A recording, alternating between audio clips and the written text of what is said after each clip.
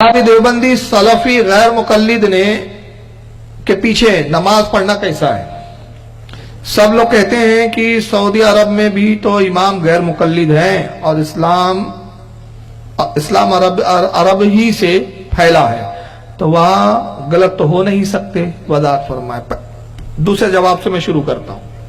سعودیہ سے اسلام نکلا ہے، وہ غلط نہیں ہو سکتا، تو ابو جہل بھی سعودیہ میں تھا، ہندوستان کا نہیں تھا۔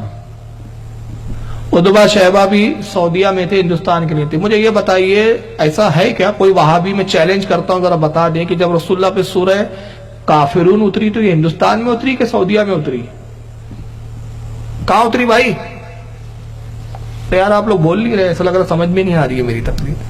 کہاں اتری سورہ کافرون؟ ہندوستان میں نازل ہوئی کہ سعودیہ میں نازل ہوئی؟ سعودیہ میں نازل ہوئی۔ اور سورہ منافقون ایسا تو نہیں ہوا نا کہ جب سورہ مومن اترتی تھی تو نبی سے کہا جاتا تھا فوراً مکے میں رہو، سورہ مومن دے رہے، اور جیسے سورہ کافرون اترنے کا وقت آ رہا، کہا نبی ہندوستان جاؤ، وہاں دینے والے۔ ایسا تو نہیں ہوا نا، حضور پر اتری، کافرون بھی اتری، منافقون بھی اتری۔ تو اس کا کیا مطلب صاف ہے کہ نبی کے زمانے میں کافر بھی تھے جن کا حکم بتایا جا رہا ہے، نبی کے زمانے میں منافقین بھی تھے، تو جب نبی کے خیر کے زمانے میں تو آج کے زمانے میں نہیں ہو سکتے؟ یہ کون سا پیمانہ لایا آپ نے کہ وہاں جو بھی ہو رہا ہے صحیح ہو رہا ہے؟ انڈے میں سے جو بھی نکلے گا کیا چوزا ہی ہوگا کیا؟ انڈے گنڈے بھی ہوا کرتے ہیں۔ اور دوسری چیز، 365 معبود 600 سال تک پوجے گئے ہیں وہاں۔ میرے خیال سے وہ سب حق پر رہے ہوں گے مشرکین کے، اللہ نے 600 سال تک، سعودیہ والوں کو تب 100 سال بھی پورے نہیں ہوئے، 1924 میں قبضہ کیا ہے انہوں نے، اور ابھی چل رہا 1916، 8 سال باقی ہے ابھی 100 سال پورے ہونے کو۔ تو یہ کہتا ہے سعودیہ میں جو ہو رہا ہے صحیح ہے، تو میں کہتا ہوں 1924 میں تو تم نے قبضہ کیا، 1924 سے پہلے سنیوں کی حکومت تھی، تو اسلام 1924 میں آیا کہ 1400 سال پہلے آیا؟ تو 1924 کا اسلام بتا رہا ہے اور میں 1400 سال پہلے کا اسلام بتا رہا ہوں۔ تو یہ دھوکے بازی بند کرو، مکاریاں بند کرو، اور یاد رکھو اللہ کے رسول نے یہ فرمایا کہ حرم میں نماز جس نے پڑھی دوسری مسجدوں سے زیادہ ثواب رکھتا ہے۔ آقا نے کہا جس نے میری مسجد میں نماز پڑھا دوسری مسجدوں کے مقابلے میں 70 درجے زیادہ ثواب ہے۔ حضور نے کہا مسجد میں نماز پڑھنے پہ ثواب ہے، یہ نہیں کہا امام کے پیچھے پڑھنے پہ ثواب ہے۔ کوئی مائیکل آل ایک حدیث دکھا دے کہ حضور نے کہا کہ مدینے میں کوئی بھی آنگرو پانگرو کوئی بھی امام کھڑا ہو جائے پڑھو 70 ملیں گے، نہیں ہے۔ بلکہ اسی مسجد نبوی کے مصلی پر جب عثمان غنی کی شہادت کے بعد بلوائیوں نے امامت کی تو حضرت علی سے پوچھا گیا کیا ان کے پیچھے نماز پڑھے؟ آپ نے فرمایا نہیں، جب یہ بلوائی ہے انہوں نے عثمان کو شہید کیا ہے، لہذا ان کے پیچھے ہم نماز نہیں پڑھیں گے۔ کربلا میں امام حسین نے یزیدیوں کے پیچھے نماز نہیں پڑھی، 72 لوگوں کی اپنی مختصر جماعت بنائی ہے، اور ادھر 22,000 کی جماعت ہو رہی ہے، لیکن امام حسین نے 22,000 کی جماعت کے پیچھے نماز نہیں پڑھی، اور بتا دیا ہے میرے ماننے اور چاہنے والوں جان لو، جماعت کی تعداد مت دیکھو، امام کا عقیدہ دیکھو، عقیدہ صحیح ہے تو اس کے پیچھے نماز صحیح ہے۔ وہ کیا آسمان سے اترا ہے کہ سعودیہ کا امام؟ فرشتہ ہے، جبریل ہے، وہ کون ہے وہ؟ اور اگر وقت نہیں ہے ورنہ میں دکھاتا، اس پاکھنڈی کو تو نماز پڑھنا بھی نہیں آتا۔ ہندوستان آیا تھا یہ پچھلے 1.5 سال پہلے، پاکستان میں شاہی مسجد میں آپ نے جماعت پڑھائی مغرب کی، ذرا دیکھیں کیسی نماز پڑھائی ہے۔ یہ مسجد نبوی کے امام صاحب کو دیکھیے، پہلے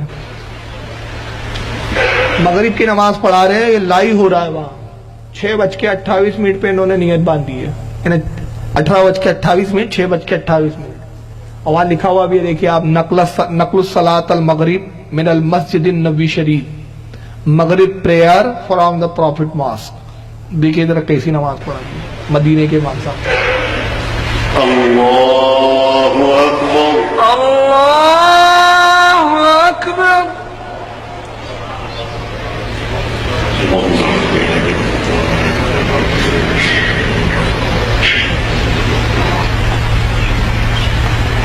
انتظروا دقيقة، انتظروا دقيقة۔ نیت باندھنے کے بعد بھاگ گیا ہو، اس کا موبائل آیا، اب وہاں بھی نے کیا جواب دیا میں بعد میں بتاتا ہوں، لیکن آپ دیکھیے ابھی وہ گیا کتنے بجے؟ 18:29 لکھے، دیکھو سائڈ میں گھڑی دکھ رہی ہے جو کیمرے میں انبٹ ہوتی ہے، دکھ رہا ہے نا آپ کو؟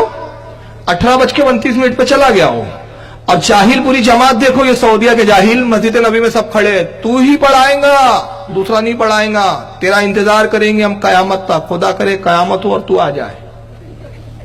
खड़े हैं सब हाथ बांधे हुए, वो गायब हो गया।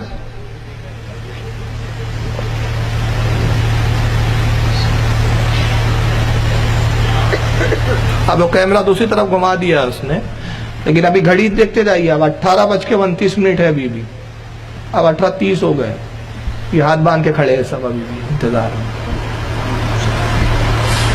استووا आया कितने बजे आया वो? अब अभी आवाज आ गई, अब पहुंच गया हो। कितने बजे आया? 6:30 पर। गया कितने बजे था? 6:29 पर। कोई काट छाट नहीं है, ये एक्चुअल वीडियो चल रहा है। बस इतनी देर आपने खुद देख लिया जाने और देर में। वहाबियों ने क्या जवाब दिया जब मैंने ये अपना वीडियो 4 साल पहले मुजरिम कौन और इल्जाम किस पर एक प्रोग्राम में मैंने दिखाया, उसका उन्वान ये था। तो सऊदीया का एक खबीस मौलवी है जिसका नाम है आकिल, मोहम्मद आकिल। वो कहता है कि फारूक रजवी झूठ बोलता है, मोबाइल नहीं आया था, असल में उनको याद आया कि मैं वजू से नहीं हूं। देखिए आप नेट पे वीडियो डाला हुआ, उनको अचानक याद आया कि मैं वजू से नहीं हूं, तो उन्होंने लोगों की परवाह नहीं की, कितने लोग देख रहे हैं, मेरी बेइज्जती होंगी, उन्होंने अल्लाह का खौफ रखा और वजू बनाने चले गए। मैंने जवाब दिया, जाहिल तुझे जवाब देना भी नहीं आता। सबसे पहली बात, ये कितना बड़ा जाहिल इमाम है तुम्हारे मस्जिद नबवी का, जिसके पीछे तुम इतना मरते हो, उसको ये भी एहसास नहीं कि मुझे नमाज पढ़ानी है तो वजू कर लूं पहले। वो वजू करना ही भूल गया, तो पता नहीं कभी गुस्ल करना भी तो भूल के नहीं आ जाता वो, कि गुस्ल भी याद रहता कि नहीं रहता, कि जनाब फजर में आ गए अब भूल गए कि गुस्ल ही करना है। और दूसरी जहालत, मैंने कहा तुम्हारा झूठ तो पकड़ लिया, तुम्हारी ही घड़ी ने, हमने नहीं लगाई, तुम्हारी कैमरे की घड़ी बता रही है 6:29 पे गया, 30 पर आ गया। तुम्हारा बाप भी 1 मिनट में जाकर वजू बनाकर आके मुझे दिखा दे, 1 मिनट में वजू बता दे, बना दे। मैंने कहा मैं गुलामी करूंगा तुम्हारी? तो तुमने इमाम रखा है कि रोबोट रखा है? ये मस्जिद नबवी का इमाम है। ये किसी और को पाखंड पना बताना चाहिए कि साहब वहां के इमाम। अब आइए जरा हरम के इमाम की भी हालत देख लीजिए। उनका नाम है शेख इब्राहिम साहब। ये शाही मस्जिद में नमाज पढ़ा है, दूर दूर से लोग आए साहब। अब देखिए मगरिब की पूरी नमाज पढ़ाई उन्होंने।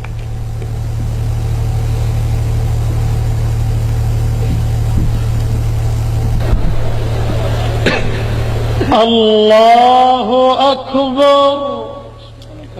ये नियत बांधी। बहरहाल पूरी नमाज तो नहीं देखेंगे हम, पूरी देखेंगे तो पूरी मगरिब यही हो जाएंगी हमारी। मैं आगे बढ़ाता हूँ, वो खास हिस्सा दिखाना चाह रहा हूँ, जायज की इजाजत समझ। हाँ यहाँ से देखिए, ये रुकू करने के बाद सजदे में गए, वो ये पहला सजदा किया उन्होंने। ये हरम का इमाम है शेख इब्राहिम, हरम में यही पढ़ाता है। अब जरा देखिए इसका तमाशा, पहला रुकू किया अब।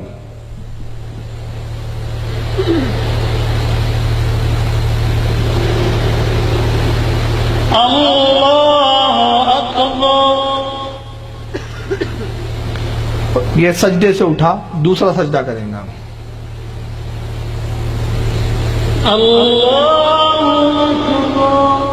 ये दूसरा सजदा। अब सजदे से देखिए उठने का स्टाइल।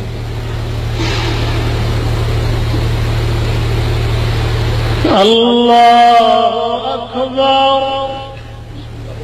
ये कौन सी नमाज है भाई? मैं पूछना चाहता हूं, मुझे बता दो रसूलुल्लाह की सुन्नत से कि ये रुकू की अल्लाह अकबर थी, ये सजदे की अल्लाह अकबर थी कि कयाम की थी? कौन सी अल्लाह अकबर थी बाबा? पूरी तरह उठ गया, पहले वो कपड़े समेटा, माइक के करीब आके बोलता अल्लाह अकबर, पीछे सब सजदे में पड़े हुए हैं। जबकि मुस्लिम में हदीस है, सही मुस्लिम में अबू हुरैरा से, वो कहते हैं कि रसूलुल्लाह की नमाज पढ़ाने का हुजूर के तरीका ये था, सुन्नत तरीका ये है कि आका जब रुकू में जाते अल्लाह अकबर कहते हुए जाते, उठते समी अल्लाह लिमन हमीदा कहते हुए उठते, सजदे में जाते अल्लाह अकबर कहते हुए जाते, और सजदे से सर उठाते तो अल्लाह अकबर कहते हुए उठाते। सुभान अल्लाह, सुभान अल्लाह। ये कौन सी नमाज है जी? ना उठ गया, वो कपड़े वपड़े समेटे उसने, अपने जुब्बे कुब्बे, और उसके बाद फिर माइक पर आके बोल रहा अल्लाह अकबर। मैं रिवर्स कर रहा हूं, एक बार और देख ले, ताकि ये ना हो कि भाई कि पता नहीं समझ में नहीं आई। एक बार और देख ले, पीछे से कर रहा हूं मैं थोड़ा सा। खा खा के मोटे हो गए। اللہ اکبر. تو پہلے تو اس کو خود نماز نہیں معلوم اور کپڑے سمیٹ رہا ہے. بخاری، مسلم، ابن ماجہ، ساری صحیح حدیث کی کتابوں میں آقا نے فرمایا مجھے اللہ نے سختی کے ساتھ 3 چیزوں کا حکم دیا. پہلا حکم یہ دیا کہ نماز کی حالت میں بالوں سے نہ کھیلوں. دوسرا حضور فرماتے میرے رب نے مجھ سے کہا اے محبوب جب آپ سجدہ کریں تو 7 چیزوں پہ سجدہ کریں. 2 پیر، 2 ہاتھ، 2 گھٹنے 6 ہو گئے. ناک اور پیشانی کی ہڈی ایک ساتھ 7. اور آقا تیسرا فرماتے میرے رب نے مجھے حکم دیا کہ نماز کی حالت میں کپڑوں کو نہ سمیٹوں. کپڑے سمیٹ رہے آپ. اور اس پہ علماء نے فقہاء نے فرمایا کہ جب نماز میں رکوع میں جاتے وقت یا اٹھتے وقت، سجدے میں جاتے وقت یا اٹھتے وقت کسی نے اپنے کپڑوں کو اٹھایا، پاجامے کو، تہبند کو، لنگی کو اٹھایا اس طرح، اس سے نماز مکروہ تحریمی ہو جاتی ہے. واجب الاعادہ ہے. نماز ذمے پہ باقی رہتی ہے، ثواب نہیں ملتا اس کا. جاہل کو نہ حدیث معلوم نہ کچھ اور یہ حرم کے امام صاحب بنے بیٹھے ہیں. تو یہ دھوس کسی اور کو ڈالنا، میں چیلنج کرتا ہوں ان وہابیوں کو، ایک حدیث مجھے دکھا دو کہ حضور کی کسی حدیث میں ہو کہ حرم کے امام کے پیچھے نماز پڑھنا کتنا ثواب ہے. حرم میں نماز پڑھنا ثواب ہے، امام کے پیچھے کے بارے میں کوئی حدیث نہیں ہے. دوسرا سوال ہے کہ ان وہابیوں کے پیچھے اور دیوبندیوں کے پیچھے نماز پڑھنا کیسا ہے.